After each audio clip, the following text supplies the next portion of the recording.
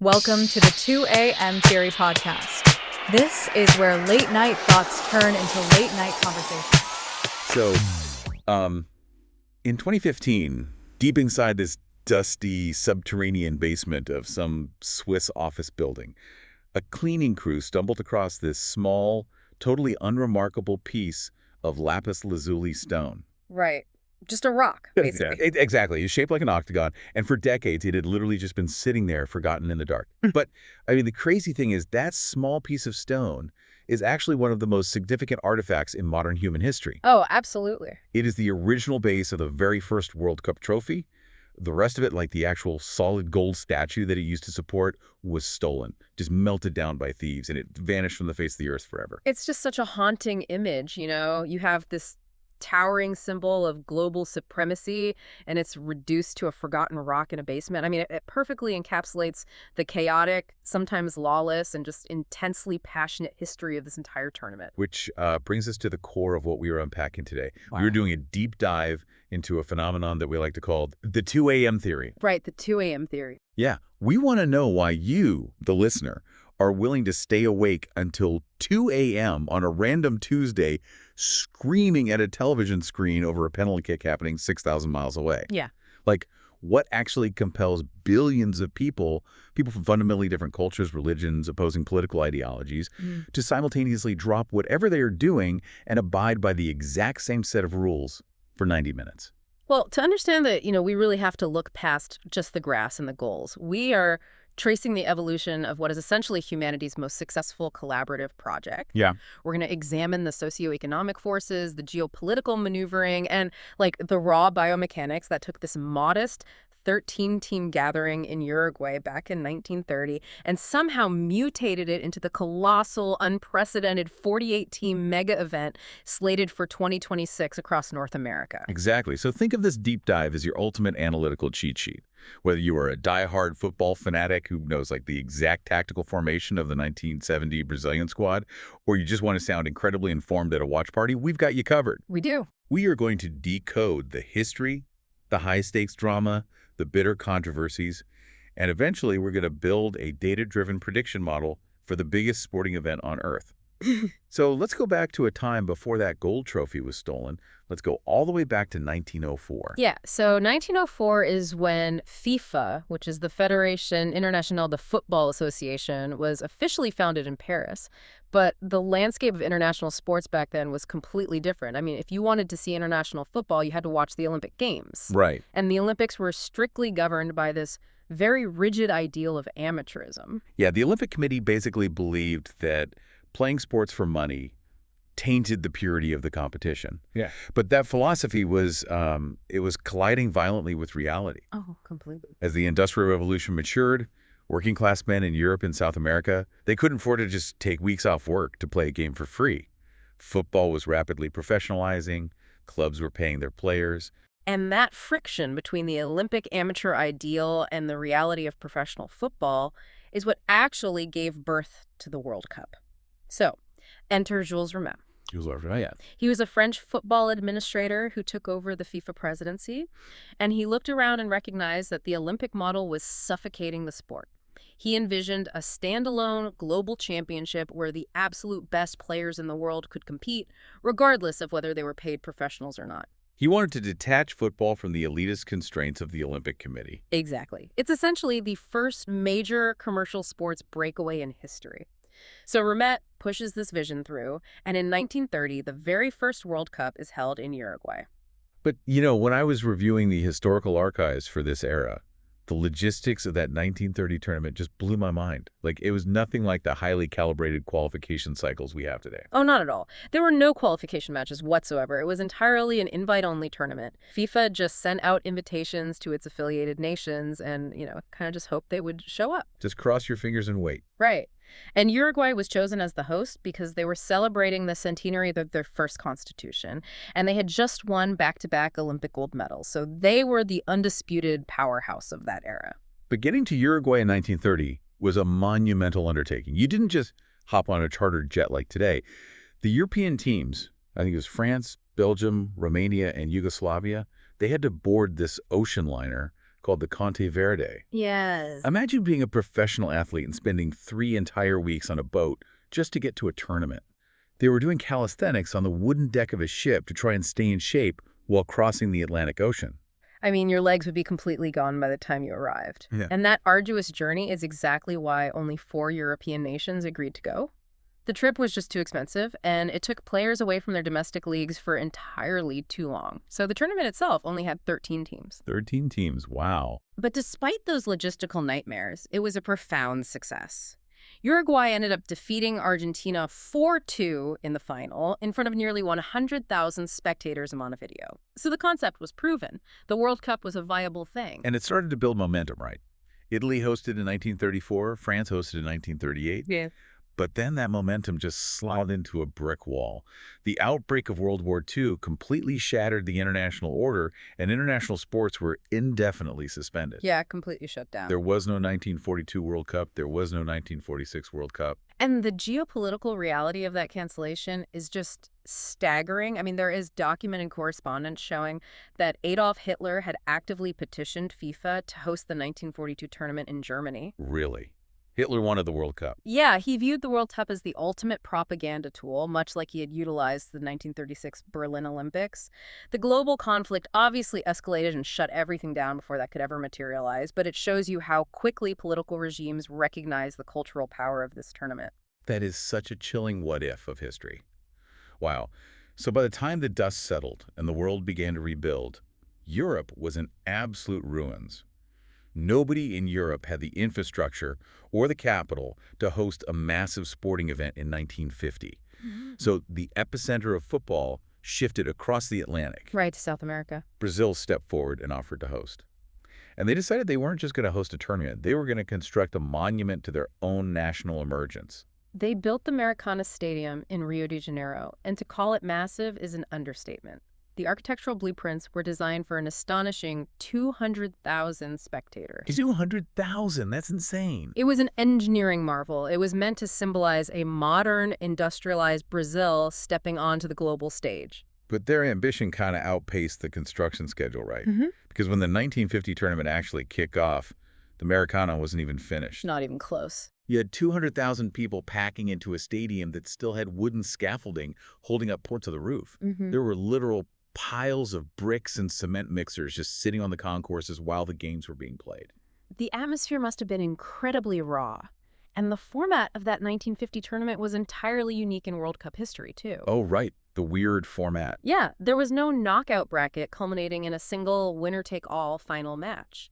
Instead, the final 4 teams, which were Brazil, Uruguay, Sweden, and Spain, they played a round-robin group stage. You played everyone in the group, and whoever accumulated the most points at the end was crowned the champion. I want to break down the mathematics of this round robin because it sets up the most traumatic moment in Brazilian sports history. Going into the absolute last match of that final group stage, Brazil was playing Uruguay, and because Brazil had utterly demolished Sweden and Spain in their previous games, they had way more points than Uruguay on the table. Right. So Brazil only needed a draw-tie game to win the World Cup. Uruguay had to win. And Brazil was heavily, overwhelmingly favored. The entire nation had preemptively declared victory. The morning of the match, Brazilian newspapers printed front pages with a picture of the team under the headline, "These are the world champions." They jinxed it. They really did. A victory song had already been composed and distributed. The mayor of Rio delivered a speech before kickoff, essentially congratulating the players on their inevitable triumph. So if you're listening, visualize this scenario. It's like, imagine you've just built the largest, most expensive party house in your neighborhood. You've invited 200,000 of your neighbors to pack inside. The local paper has already printed photos of you cutting your birthday cake. The music is playing. All you have to do is just sit there and not lose. Right? And then your quiet, much smaller neighbor Uruguay walks into your house and systematically eats your entire birthday cake in front of 200,000 people. That is exactly what happened. The match itself was a psychological study in pressure. Brazil actually scored first early in the second half, and the stadium erupted. The noise of 200,000 people celebrating is said to have physically shaken the concrete. I can't even imagine that volume. But Uruguay didn't collapse. They equalized. And then, in the 79th minute, a Uruguayan winger named Alcides Gigia found a pocket of space on the right side and fired a shot that slipped past the Brazilian goalkeeper. Uruguay 2, Brazil 1. And the result was the Maracanazo, the Maracanan blow. The archives describe the aftermath not as disappointment, but as a profound, deafening silence. Yeah. Like people wept openly in the stands. There were reported heart attacks. The reason the Maracanazo matters so much to the history of the World Cup is that it fundamentally altered the psychological stakes of the tournament.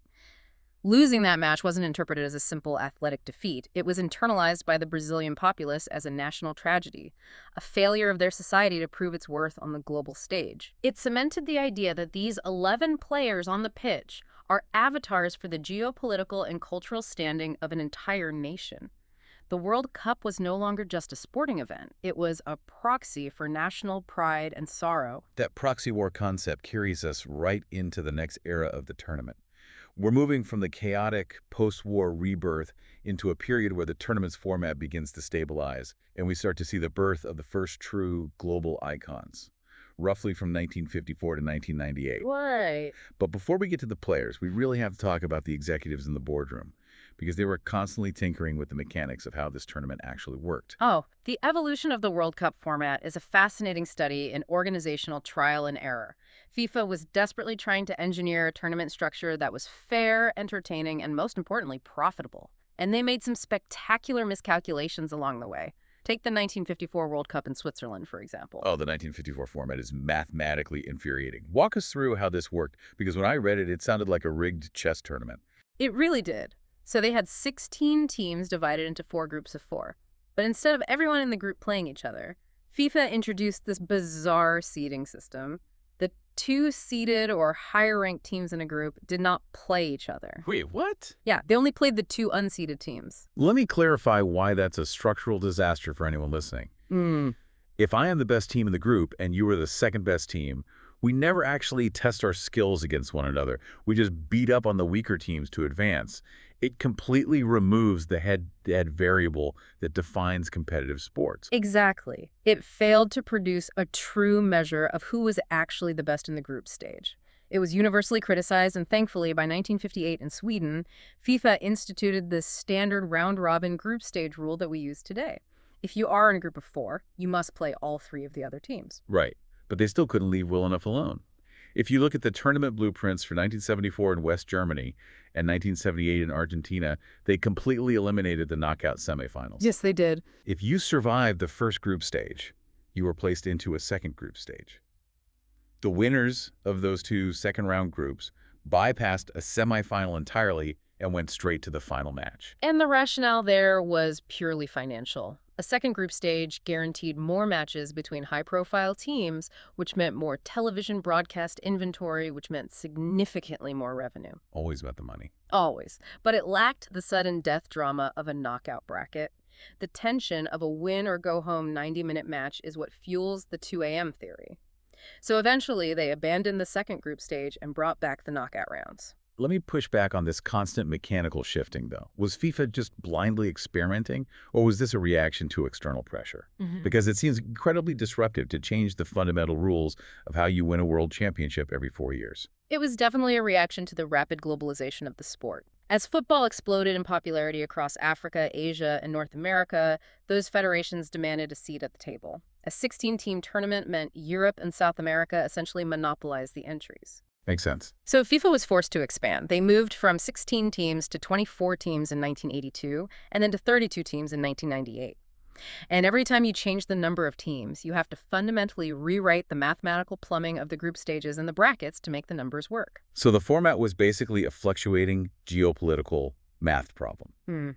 But while the executives were agonizing over broadcast rights and group structures, the actual mythology of the World Cup was being forged on the grass by a teenager from Brazil. Pelé? Yeah. He is the defining figure of this era and perhaps the entire history of the sport. He burst onto the scene in Sweden in 1958 at just 17 years old. And he didn't just play football. He changed the spatial geometry of how the game was understood. Explain that. What do you mean by the spatial geometry? Well, before Pelé, and really before the Brazilian teams of that era, football was often highly rigid. It was physical, linear, and heavily reliant on strict formations. Pelé introduced a fluidity and a spatial awareness that was revolutionary. Like he saw things others didn't. Exactly. He saw passing lanes that didn't exist until he manipulated the defenders to create them. He understood how to exploit the center of gravity of an opposing defender, utilizing feints and explosive acceleration to bypass them entirely.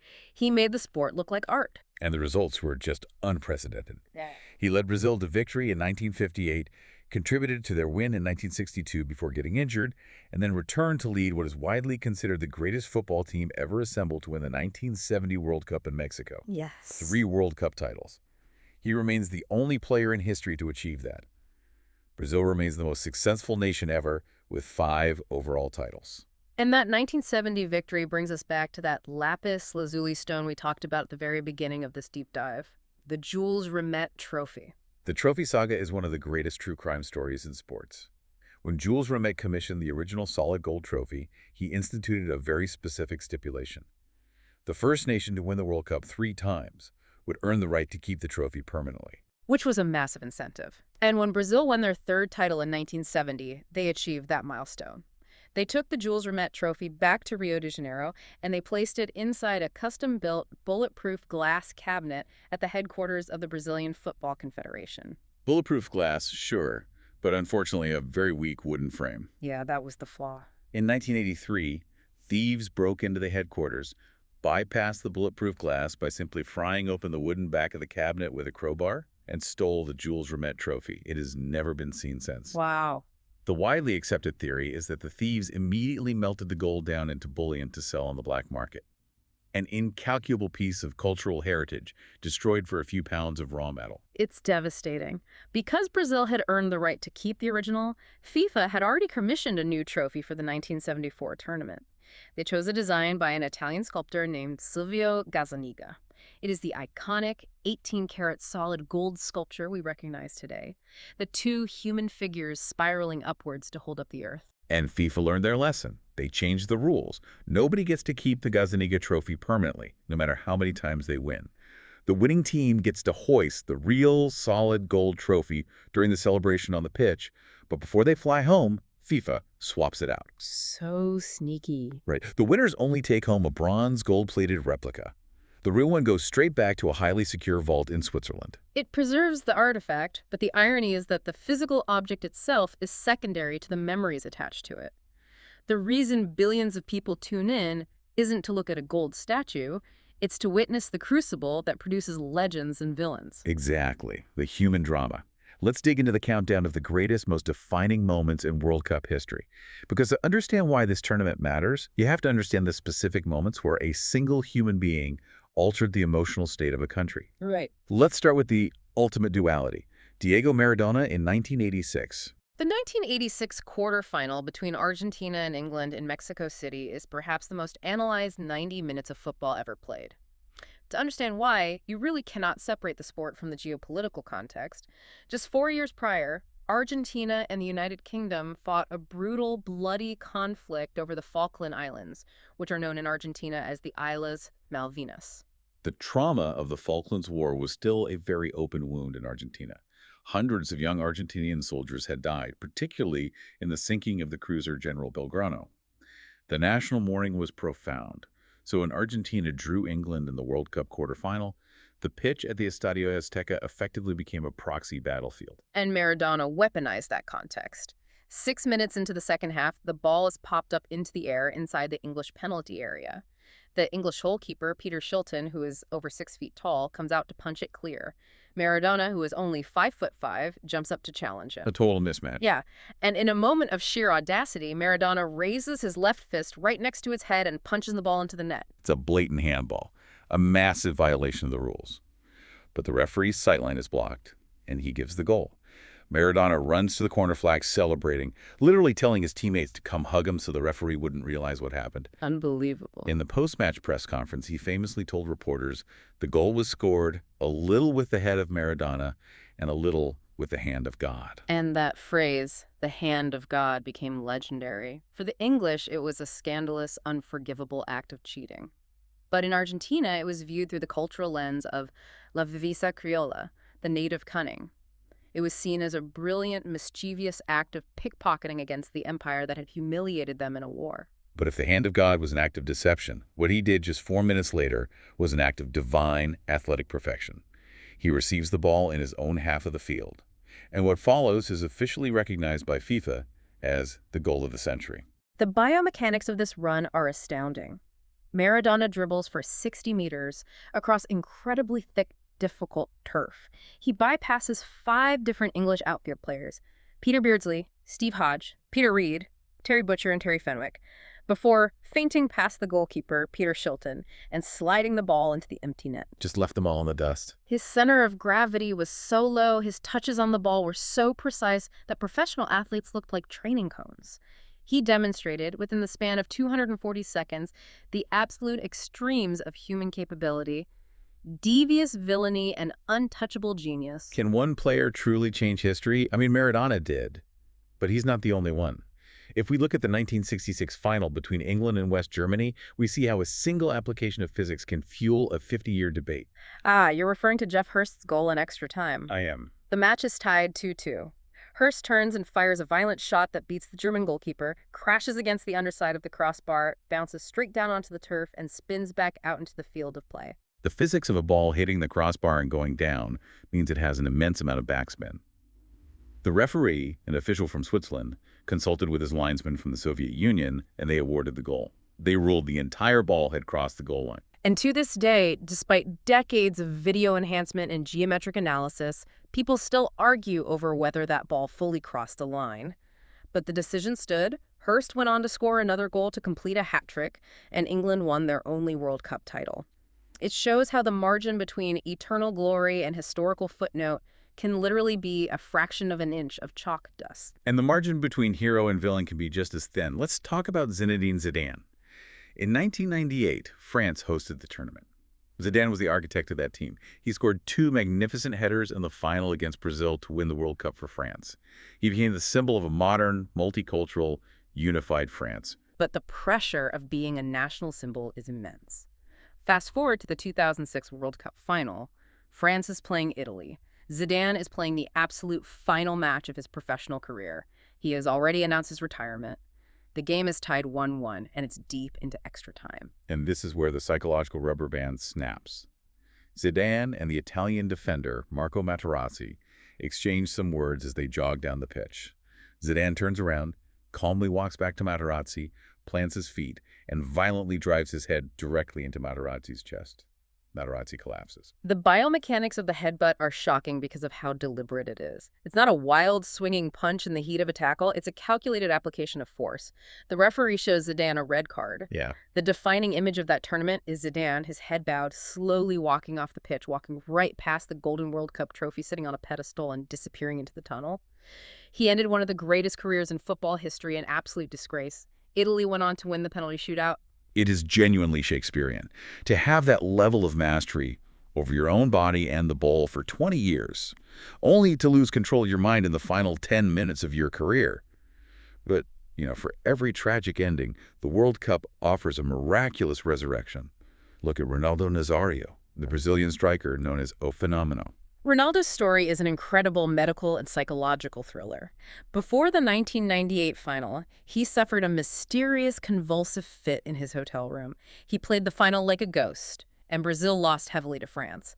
Then, over the next few years, he suffered 2 catastrophic ruptures of his patellar tendon. Let me stop and explain the patellar tendon for a second, because it's vital to understanding his comeback. The patellar tendon connects your kneecap to your shin bone. It is the anatomical lever that allows you to extend your leg. Right. When a football player runs, stops, and kicks, they're putting thousands of pounds of force through that tendon. Ronaldo's tendon basically exploded twice. The medical consensus was that his career was completely over. You do not come back from that kind of structural failure to play elite sports. Yet, against all physiological odds, he rehabilitated his knee, made the 2002 Brazilian squad, and engineered the greatest comeback in tournament history. He scored 8 goals in the tournament, including both goals in the final against Germany to win the World Cup. It was a triumph of medical science and sheer, terrifying willpower. As we move into the modern era, the narratives kind of shift from individual saviors to systematic domination. We start to see tactical philosophies dictate who wins. Let's look at Spain in 2010. They introduced the world to tiki-taka. Tiki-taka is a tactical system built entirely around spatial dominance and ball retention. It is characterized by short, rapid passing and constant movement. Instead of relying on physical strength or long, direct passes, the Spanish players utilized dynamic triangles to create localized numerical superiority. I always think of tiki-taka like trying to play a game of keep away in a phone booth. If you ever played keep away against players who really know what they're doing, it's exhausting. It's so frustrating. Spain would literally pass their opponents into physical and mental exhaustion. They dominated possession so thoroughly that the other team simply never had the ball long enough to mount an attack. It culminated in Andres Iniesta scoring the extra-time winner against the Netherlands in the 2010 final to give Spain their first-ever title. And then, in 2014, we witnessed a tactical approach that was built entirely on ruthless mechanical efficiency. Germany traveled to Brazil, the host nation, and met them in the semifinal. Oh, man, the 7-1 match. This is the modern echo of the Americanazo. I remember watching this, and by the 30th minute, my brain couldn't process what was happening on the screen. Germany exploited Brazil's tactical over-reliance on emotion. Brazil was playing at home, fueled by passion and the pressure of 200 million people, but their structure was incredibly fragile. Germany realized that if they applied surgical high-intensity pressure to the Brazilian midfield, the Brazilian defense would panic and lose their shape. They completely fell apart. Germany scored 5 goals in the first 29 minutes. It was a clinical dismantling of a nation's sporting identity. Which sets the stage for the hyper-athleticism of the modern era. France built an absolute super team to win in 2018, combining incredible tactical discipline with the explosive speed of players like Kylian Mbappe. But all of this history, the tiki-taka, the German efficiency, the French athleticism, it was all prologue to what happened in Qatar in 2022.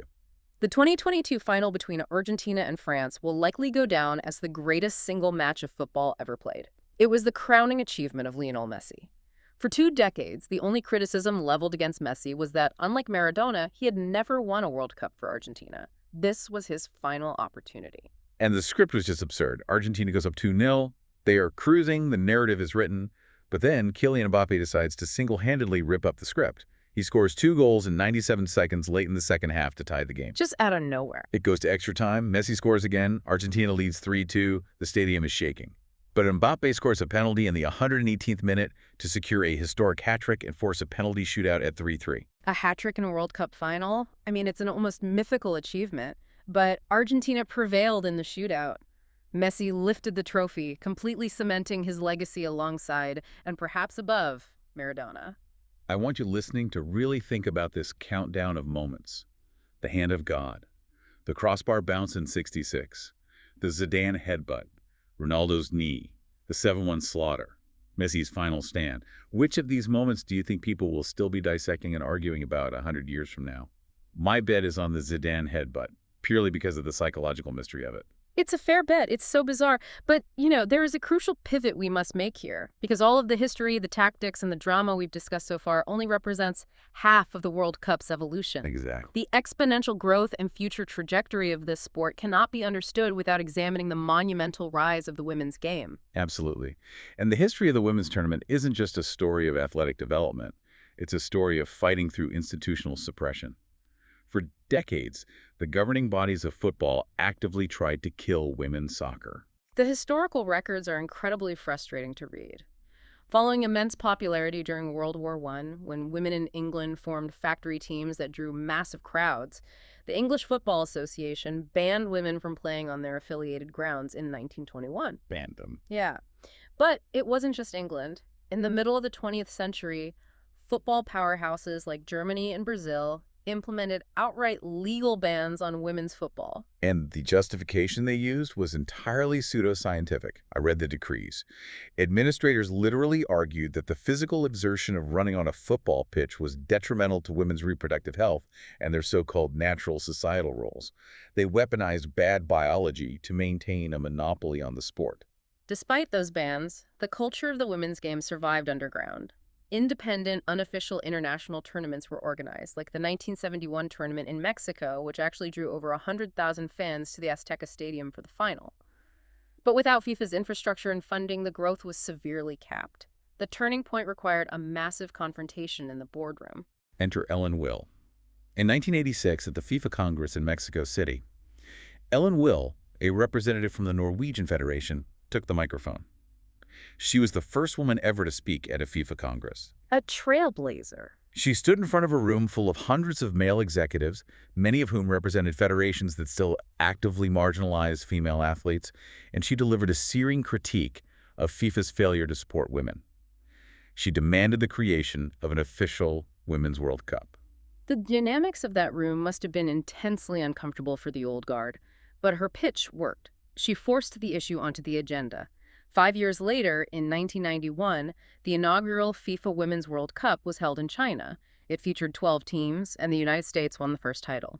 But the tournament that permanently detonated the cultural ceiling for women's sports happened in 1999. The tournament was hosted in the United States. And to understand why 1999 exploded the way it did, you have to look at the socioeconomic context of the U.S. at the time. Right, Title IX. Exactly.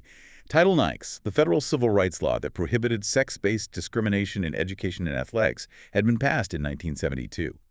By 1999, an entire generation of female athletes had grown up with access to institutional funding and training facilities. That structural foundation met the perfect cultural moment. The 1999 final between the United States and China was held at the Rose Bowl in Pasadena, California. The attendance was over 90,000 fans. It remains the largest verified attendance for a women's international match in history. The match was this grueling tactical stalemate. It goes to a penalty shootout. And the defining image of that tournament, and perhaps of American soccer as a whole, is Brandi Chastain stepping up to take the deciding kick. She strikes it perfectly, the ball hits the back of the net, and she instantly drops to her knees, ripping off her jersey in a primal scream of celebration wearing her black sports bra. It was a watershed moment. That photograph was on the cover of every magazine and newspaper in the world. It fundamentally altered the commercial viability of women's sports. Broadcasters and sponsors realized that there was a massive, highly engaged, deeply passionate audience for the women's game. And it established a dynasty. When you look at the historical data, the contrast between the U.S. men's and women's programs is staggering. The U.S. men's national team has never reached a World Cup final. Their best finish was third place back in that weird 13-team tournament in 1930. Right. The U.S. women's national team, however, has won 4 World Cup titles, 1991, 1999, 2015, and 2019. They established the benchmark for tactical innovation, physical conditioning, and sheer winning mentality. And, the explosive expansion of the women's game growing from that 12-team experiment in 1991 to a massive 32-team tournament recently, it serves as the perfect conceptual bridge to the men's tournament. Because the realization that broader inclusion leads to exponential global engagement and revenue is the fundamental driving force behind the chaos we are about to witness in 2026. Chaos is definitely the right word. If the 1930 World Cup was a quaint acoustic coffeehouse set, 2026 is a stadium rock festival that has entirely lost control of its pyrotechnics. We are talking about the biggest, most complex sporting event ever attempted in human history. Let's look at the logistical blueprints. For the first time ever, the tournament will be co-hosted by 3 separate nations: the United States, Canada, and Mexico. Mexico will be making history as the first country to host the tournament 3 times, utilizing the legendary Estadio Azteca for the opening match. But the geography isn't the chaotic part. It's the mathematics of the expansion. FIFA is taking the tournament from 32 teams up to 48 teams, 48 nations. That means we are jumping to 104 total matches played over 39 grueling days. To understand how a 48-team bracket works, we really need to look at the plumbing of the group stage. You can't just neatly have 48 down to 2 teams. FIFA is organizing the teams into 12 groups of 4. Okay, let's slow down and really map this out for the listener. You have 12 groups. Each group has 4 teams. In a traditional tournament, the top 2 teams from each group advance to the knockout rounds. But if you take the top 2 teams from 12 groups, you only get 24 teams. And 24 is a very awkward number. Yeah, you can't build a symmetrical knockout bracket with 24 teams. You need 32 teams to make the math work perfectly down to a final. Exactly. So to find those missing 8 teams to round out the bracket of 32, FIFA instituted a new rule. The top 2 teams in each group automatically advance, plus the 8 best third-place teams across all 12 groups will also advance. And determining who those 8 best third-place teams are is going to be a mathematical nightmare. It is going to feel like trying to calculate a highly complex corporate tax return in real time. That's a great way to put it. Imagine you are a fan of a team sitting in 3rd place. To figure out if you advance, you have to look at the tie-breaking rules. First, it goes to overall points. If you are tied on points with a team in a completely different group, it goes to overall goal difference. Then it goes to total goals scored. And if, by some mathematical anomaly, teams are still perfectly tied after all that, it goes to fair play points. Let's explain fair play points because this is where the corporate tax deductions come in. The disciplinary record of a team becomes a mathematical deduction against their standing. Right. Every time a player gets the yellow card, their team is deducted 1 point in the fair play standings. An indirect red card, which is when a player gets a second yellow card in the same match, is a deduction of 3 points. A direct red card for a violent foul or denying a clear goal-scoring opportunity is minus 4 points. And the worst infraction, a yellow card followed by a direct red, is minus 5 points. So you could have a scenario in 2026 where a team gets eliminated from the World Cup, not because they gave up a goal, but because their backup left back got a yellow card for arguing with the referee in the 92nd minute of a group stage game. Exactly. Every single foul, every single card carries immense mathematical weight. And if they are somehow still tied after the fair play deductions, FIFA just looks at global ranking coefficients and picks the higher ranked team. It creates an incredibly tense viewing experience, but it also opens up the tournament to debutantes. Because the field is so large, nations like Cape Verde, Curacao, Jordan, and Uzbekistan will be stepping onto the global stage for the very first time. I genuinely struggle with this expansion, though. Let's debate this. Doesn't letting 48 teams into the premier global tournament severely dilute the quality of the competition? When you allow third-place teams to advance, you completely alter the incentive structure of the group stage. How so? Well, if a team knows they can advance with just 3 points, they might park the bus, play a miserable defensive 0-0 draw in their final match just to secure a point. Doesn't this reward mediocrity? That is the most significant tactical risk of the 48-team format: dilution and collusion. If two teams are playing each other in the final group match and they both know a draw guarantees them both advancement as third-place teams, there is an unspoken incentive not to attack each other. It happened before, notoriously in the 1982 disgrace of Dijon between West Germany and Austria. But FIFA's counterargument is about global equity. The World Cup shouldn't just be an exclusive club for Western Europe and South America. When a nation like Curacao qualifies, the influx of FIFA funding, the infrastructure development, and the cultural inspiration back home is transformative. You might endure a few boring group stage matches, but you increase the global footprint of the sport by hundreds of millions of people. I understand the economic and cultural argument, but managing 48 teams playing 104 matches across 16 different stadiums from Vancouver to Mexico City introduces logistical friction that is hard to wrap your head around.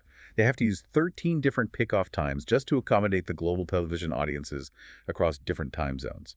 And this friction brings us to the culture, the intense commercialization, and the massive controversies surrounding 2026. Commercially, FIFA is deploying strategies we've never seen before. Instead of a single, monolithic global anthem, they are utilizing localized sonicide music strategies tailored to specific regions, including a lead single titled Lighter. That's interesting. They have 3 regional mascots: Clutch the Eagle for the U.S., Maple the Moose for Canada, and Zayu the Jaguar for Mexico.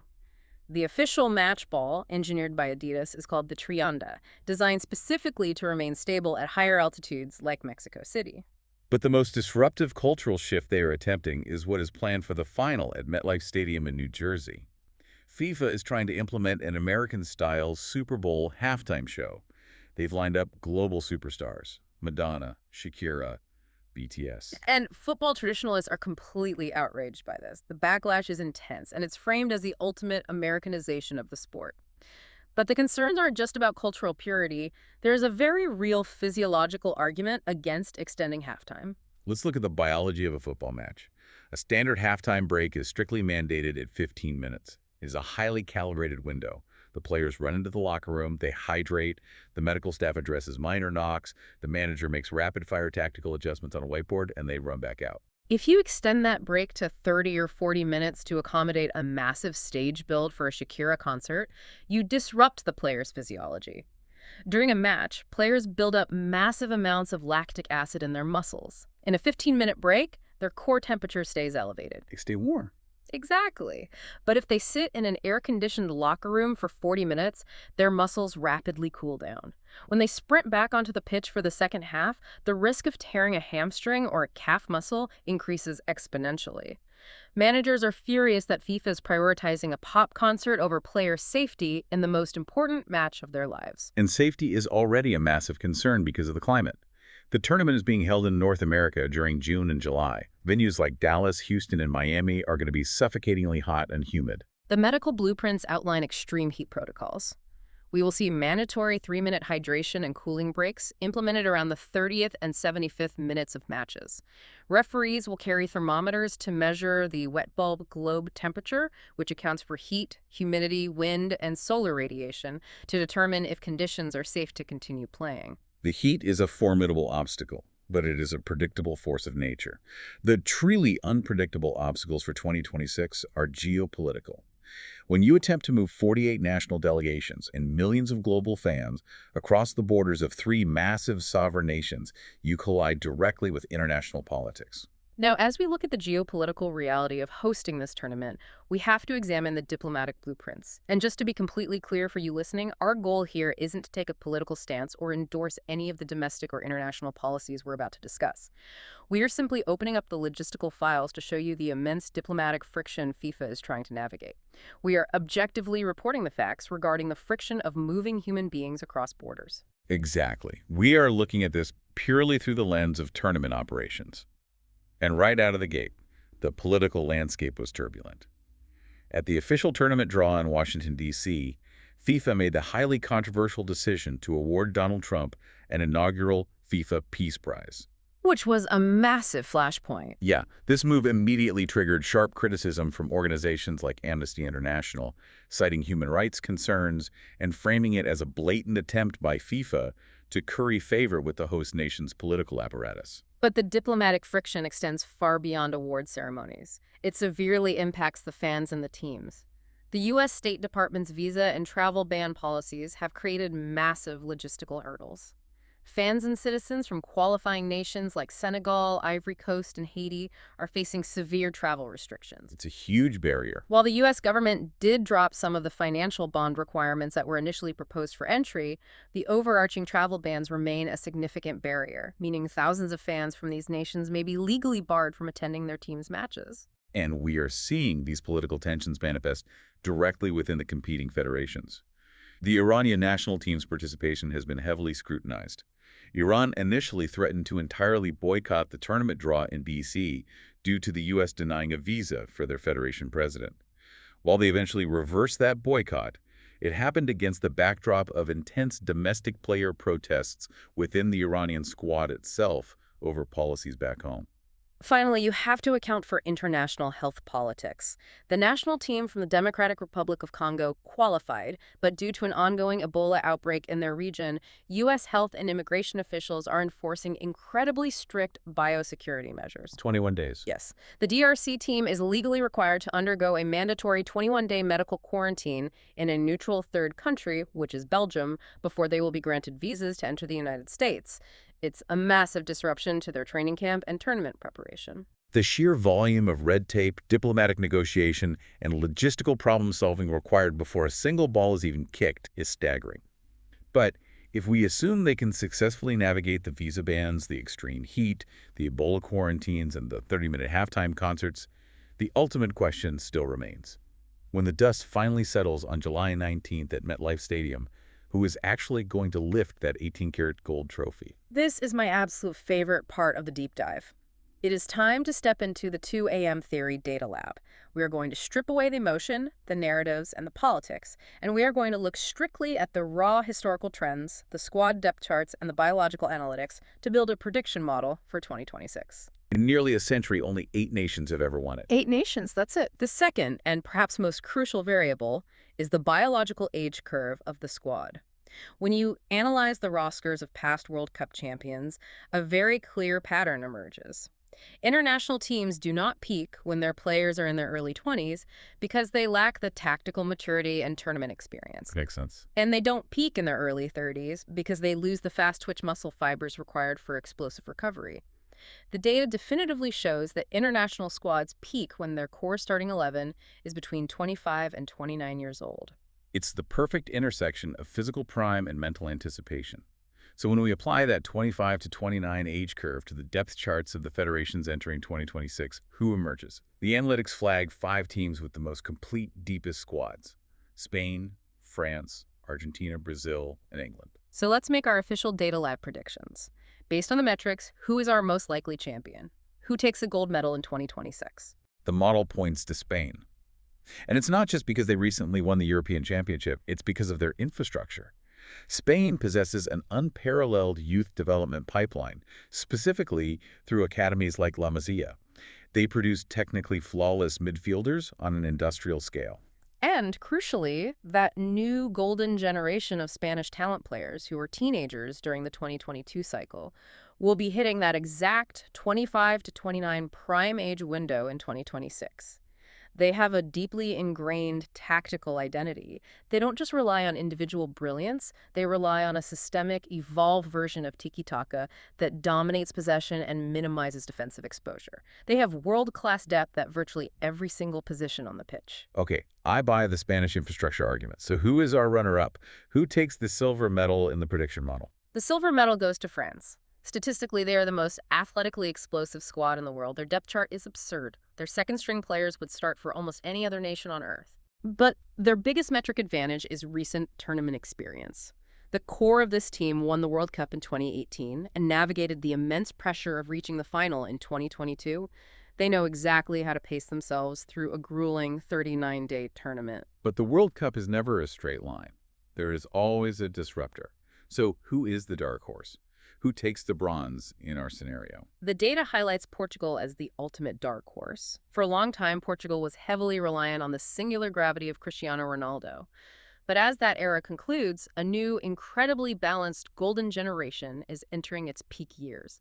The technical quality across their entire roster, from their defensive center backs to their attacking wingers, makes them lethal in a one-off knockout format where tactical flexibility is required. Now, give me the outlier. Yeah. The biggest surprise team of 2026. The analytics suggest a massive overperformance by the United States. This isn't based on historical pedigree, but on the compounding variables of the 2026 format. The U.S. squad will have absolute home field advantage. They will not suffer the travel fatigue and jet lag that European and South American teams will endure. That's a huge factor. Combine that physical advantage with an expanded 48-team bracket that dilutes the early competition, and the math suggests the U.S. is primed to make a historic deep run, potentially the furthest they have ever gone in the modern era. And we obviously can't entirely discount the defending champions, Argentina. They know how to win, but the age curve model suggests that the core veterans who dragged them to victory in 2022 will be past their physiological peak in 2026. It is going to be a fascinating collision of data-driven strategy and the sheer chaotic unpredictability of a bouncing ball. So, listener, as we wrap up this massive deep dive, I want you to think about where you stand. Do you trust the data lab? Do you believe that age curves, depth charts, and tactical systems dictate who lifts the trophy? Or do you believe that football ultimately defies mathematics? Right. Will the tournament be decided by a tactical masterclass from Spain? Or will it be decided by a referee missing a handball, a ball violently spinning off the underside of a crossbar, or a player losing their mind in the final 10 minutes of their career? That tension, the friction between the highly calibrated metrics of the modern game and the deeply flawed emotional humans actually playing it, is exactly what makes the tournament so compelling. We've traced an incredible journey today. We started with men doing calisthenics on the wooden decks of steamships, traveling to a 13-team tournament in Uruguay. We watched stadiums collapse under the weight of national expectations in Brazil. We tracked the heist of a solid gold trophy. We witnessed the biomechanics of heroes and villains, and we saw women fight against pseudoscience and boardroom bans to shatter attendance records. We've decoded the chaotic corporate tax code of the 48-team bracket in 2026. And through it all, the underlying mechanism remains exactly the same. The pitch is just a 100-yard rectangle of grass, but it serves as a blank canvas where humanity projects its greatest triumphs and its deepest traumas. Which brings us back finally to the question at the heart of the 2 a.m. theory. I want to leave you with a lingering philosophical thought to turn over in your mind long after you've finished listening to this deep dive. I love this. The World Cup has survived global world wars that leveled entire continents. It has weathered intense political turmoil, travel bans, and geopolitical boycotts. It has adapted to nearly a century of radical technological, medical, and cultural change. Yet despite all of the chaos of the modern world, if billions of people from fundamentally different cultures, practicing different religions, and operating under violently opposing political ideologies, can still peacefully agree to gather around a television screen and willingly abide by the exact same set of rules for 90 minutes. I mean, is football just a sport? That's the question. Or is standardizing this simple game across more than 200 sovereign nations humanity's most successful collaborative project? Is it possible that chasing a bouncing sphere across a patch of grass is the only true universal language we have left? Something to think about the next time you find yourself screaming at the TV at 2 a.m.